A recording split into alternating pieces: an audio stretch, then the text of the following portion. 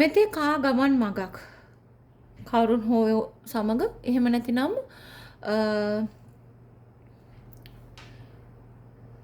හවුල් දෙයක්. හරිද? මොනවා හරි හවුල් දෙයක්. එහෙම ආදරය හෝ ප්‍රේමය හෝ විවාහය තුල වෙන්න පුළුවන්. නැත්නම් හවුල් ව්‍යාපාරයක්, හවුල් දෙයක්. මෙතේ කාපු ගමන් මග අදහස් ගැලපීම් වලින් තොරයි. හරිද? මම පැහැදිලිව පෙන්නුවොත් චුට්ටක් බලන්න. අදහස් ගැලපීමෙන් තොරයි. ඔයා හා නම් අනිත් පාර්ශ්වය බෑ. ඔයා බෑ නම් අනිත් පාර්ශ්වය හා. හරි? මොනවා හරි දෙයක් ඔයා කියන දෙයට ප්‍රතිවිරුද්ධ අදහස් ප්‍රකාශ කරන කෙනෙක් කවුරු හෝ කියන්නේ තමන්ගේ හවුල තුල. මේ හවුලේ යම්කිසි දෙයක් සම්බන්ධයෙන්. හරිද? ඒ ගමන් මඟ දෙකකට ඒ කියන්නේ ගමන් මාර්ග දෙකකට දෙන්න යනවා. මෙතෙක් ඇවිල්ලා ටිකක් අමාරුවෙන් ආපු ගමන් මඟක්. නමුත් දැන් මේ කාලේ මේ ප්‍රෙඩික්ෂන් එක බලන කාලය තුලදී ඔයාලට දැනෙනවා ඇති දැන් මේ විදිහට යන්න බෑ මේ ගමන. අපි දෙන්න අයින් වෙන්න ඕන, වෙන් වෙන්න ඕන. මේක රෙසනේට් කරගන්න ඕන විදියකට. ඒ කියන්නේ සම්බන්ධතාවවලදී වෙන්නත් පුළුවන්. යාළුකමක්, මිතුරුකමක්, මිත්‍රත්වයක් පළුදු වීමක්, සම්බන්ධතාවයක් පළුදු වීමක්. ඒ කියන්නේ සහයෝගයෙන් හවුලේ කරපු වැඩකට හවුල පළුදු වීමක් මට පෙන්නනවා. හරිද? ඔව් එකිනෙක එක අතකට යනවා අනිවාර්යෙන් ඔයාගේ ගමන් මඟ මට පෙන්වන්නේ. හරිද? ඔයා හැබැයි මෙයා ඔයාව අමතක කරගෙන ඉදිරියට යනවා. ගොඩක් එයා ඒ කියන්නේ ඔයාව කියන පුජ්‍යලයා සමහර වෙලාවට එයාගේ මතකෙම නැති වෙන ගමනක් එයා යනවා. හරිද? එයාගේ සාර්ථකත්වයක් එයා ලබනවා. නමුත් එයා ගොඩාක් කාලයක් තනියම ජීවත් වෙයි. හවුලක් නැතුව ජීවත් වෙයි.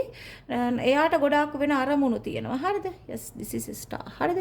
එයාට ලස්සන ලොකු goals ලොකු අරමුණු මෙතෙක් වෙලා එයාගේ ජීවිතේ ඔයාලා දෙන්න නිසා කොහොම හරි එනර්ජි එක නිසා එයාගේ ජීවිතේ සාර්ථක කරගන්න බැරි කමක් ලැබිලා තියෙනවා. මෙතන ස්ටාර් එක මැදින් තමයි දෙන්න වෙන්නේ. අනිවාර්යයෙන්ම එයාගේ ලොකු බලාපොරොත්තු ගොඩක් තියෙනවා. ඇචීව් කරගන්න ලස්සන goals ටිකක් තියෙනවා. ඉතින් ඒ goals දිගේ එයා ගිහිල්ලා එයා ඒක ඇචීව් කරගන්නවා කවදක හරි. ඔයා කොහෙද යන්නේ?